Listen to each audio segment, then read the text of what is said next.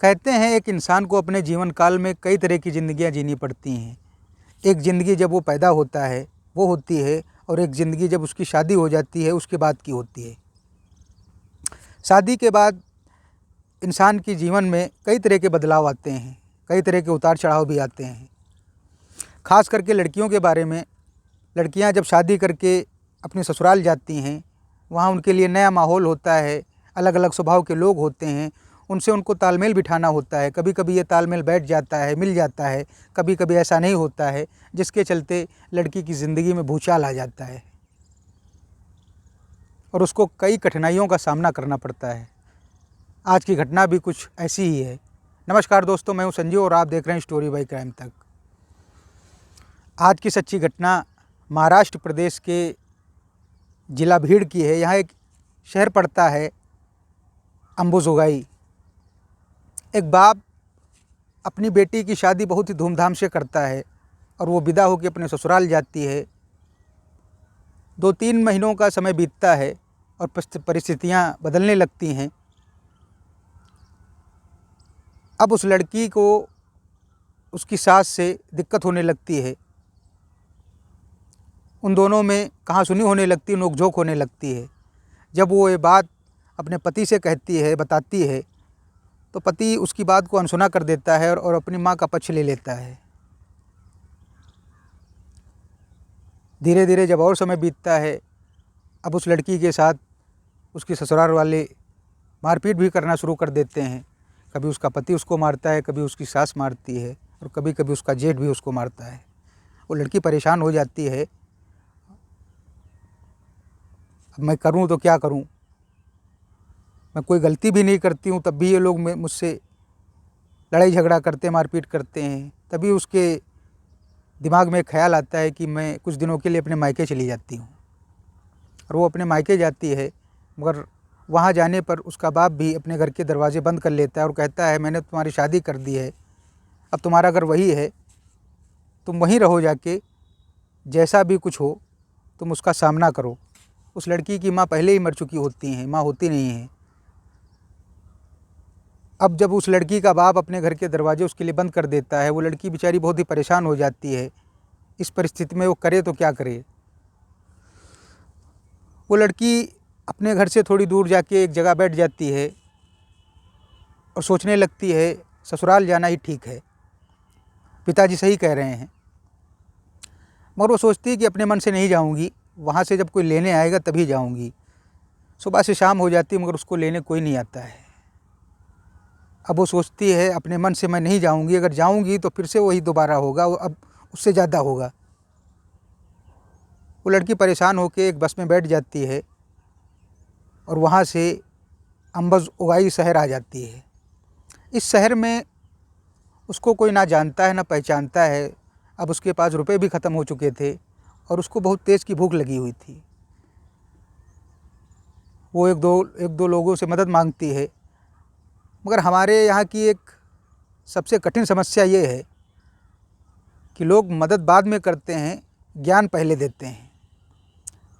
वो जिससे भी मदद मांगती थी, वो उसका वेशभूषा देख के वो कहता था ठीक ठाक दिखती हो, कुछ कमा धमाओ, भीख क्यों मांग रही हो। धीरे धीरे शाम हो जाती है। फिर वो एक आदमी से मदद मांगती है, कहती है मुझको बहुत भूख लगी है, मुझको खाना खिला दो, मेरे पास रुपए नहीं हैं। उस आदमी को उस पर तरस आ जाता है, मगर उसकी नीयत ख़राब हो जाती है। उसको खाना खिलाता है, अपने घर ले जाता है, वहाँ कुछ रुपए भी उसको देता है, मगर उसको जाने नहीं देता, वो रोक लेता है। और जब रात होती है तो उसके साथ शारीरिक संबंध बनाता है। वो लड़की उसका विरोध तो करती है, मगर करे तो किससे करे, कहाँ जाए। वो संबंध बनाने के बाद जब रात बीत जाती है, सुबह हो जाती है, वो शख्स भी उस लड़की को अपने घर से बाहर निकाल देता है। इसी तरह वो कई आदमियों का शिकार बनती है। कई लोग उससे संबंध बनाते हैं। अब वो लड़की परेशान होकर थाने जाती है, वहाँ पुलिस को अपनी समस्या बताती है, मगर पुलिस वाले भी उसकी मदद नहीं करते हैं। वो कहते हैं कि दिखने में ठीक ठाक हो, दिक्कत क्या है, ससुराल में रहो। परेशानियां तो सभी की ज़िंदगी में आती हैं। और वो लड़की वहाँ से चली जाती है।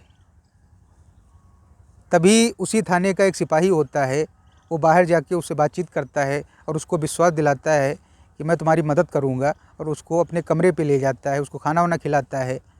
और वो सिपाही भी उसके साथ दुष्कर्म करता है, वही करता है जो बाकी लोग उसके साथ करते थे। उस लड़की का अब पुलिस से भी भरोसा उठ जाता है। अब वो करे तो क्या करे। वो लड़की फिर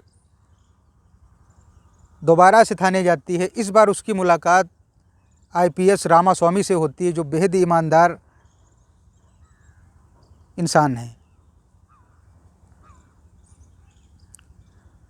वो लड़की आईपीएस रामास्वामी से जो उसके ऊपर बीती है सारी बात बताती है। रामास्वामी उसको तुरंत ही मेडिकल के लिए भेजते हैं, और मेडिकल रिपोर्ट जब आती है तो पता चलता है कि ये लड़की 2 महीने की प्रेग्नेंट है, क्योंकि इसको अपने घर से निकले हुए 6 महीने बीत चुके हैं। और इसके साथ लगभग 200 लोगों ने सेक्स किया है, संबंध बनाए हैं।